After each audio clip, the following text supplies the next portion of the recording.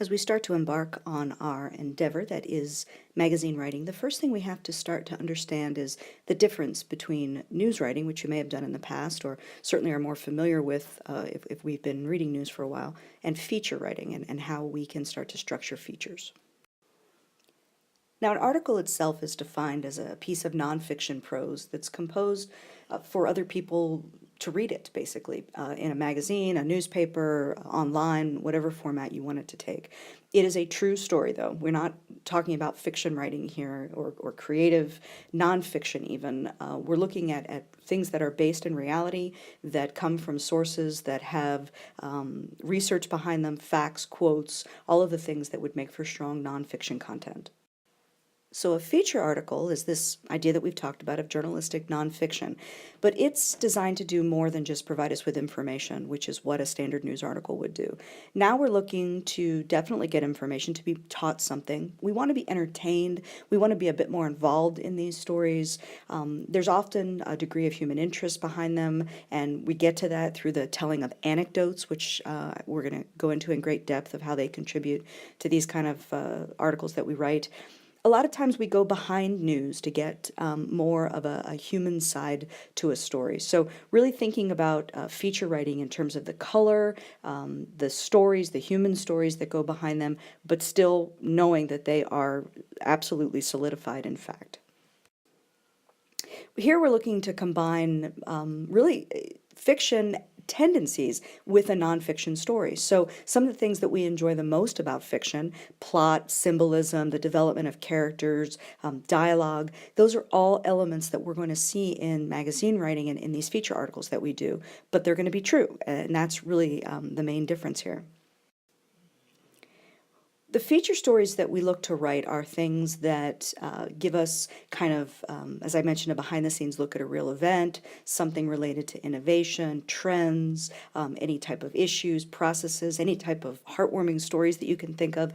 There's really very little story that can't be turned into a feature in some way. But the key is to focus on the people who are involved. So we've even had, certainly people cover crime and they cover police, and we see, we're going to see several examples this semester of stories that have very newsy content to them, but they are written in a way that pulls readers in more emotionally and gives them more of a commitment to reading the story from beginning to end through this kind of storytelling technique that we use in writing features. That's what we're going to look at here. Now, to write a good feature or to come up with a good story idea that will become hopefully a good feature, we have to be thinking from a fresh perspective. We have to think of something that hasn't been written before. We can't really rely on something that happens right in front of us and just report it like we would on breaking news. We have to be thinking about how we can make maybe an angle come to life that would bring a new version of the story to people.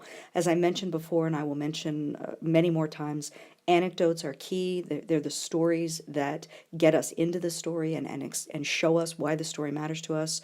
We're very creative in word usage. We do a lot of experimentation, lots of imagery with words. So we're always trying to draw a picture with our words so people can see and feel what it is that our sources have seen and felt. There's certainly a rhythm to magazine writing that we're going to talk about here in feature writing. And, there's a level of excitement that goes to them. We're not looking to just give people standard narration of rather boring facts. We really want to bring this story to life for them. It's important to remember that subjects aren't boring. Writers are boring. And if writers look at a subject and say, I don't find this very interesting, I'm just going to write what's here, and I'm not really going to put a lot of commitment into getting behind this story and showing people why it's important to them, then we're going to have a boring story. I write a series of stories every year related to human resource awards. Now, you may think about your human resource department and not think that there's a whole lot of storytelling to be had there, but in fact, I profile different people who do human resources, and each one of them has an amazing story to tell and something really interesting about their lives that's compelled them to want to help other people in this way. So although on its surface it may not seem like the most gripping story, it's one of the most entertaining stories that I do all year. Since we're moving away from this aspect of news where, this is information that people need to have, we have to really be conscious of what the reader wants now with these feature articles. The reader is always thinking, what's in this for me? This story is all about me. How does it relate to me? And being able to bring the story to life through different characters and their stories will help readers see that. We have to be very centered on what the reader wants as opposed to what you as the writer want or what the source may want. This is all about the reader and all about the publication that you're trying to serve. Now, the feature is really an umbrella term for a lot of different types of stories that you may be reading in magazines that you happen to look at. So personality profiles that you'll see, interviews, different essays, how-to articles, roundup articles. These are all things that would fall under the umbrella of features but have their own definition. We're going to look at how to write several of these different types of stories, the ones that we'll find hopefully to be the most marketable in the magazines that may be looking to publish us. And one of the key concepts that we're going to start to look at, especially as we move in our next set of slides, is how to get beyond the inverted pyramid. So the inverted pyramid is a staple of news writing, whether you've written it or you just read newspapers or you've read any news. You're going to see the most important information first, next most important information next, the next most important, all the way down to really the least important information, with the idea that you don't need to read much past the first couple paragraphs to know what's happening in the story. That's very different from feature writing. Feature writing is meant to be read all the way through.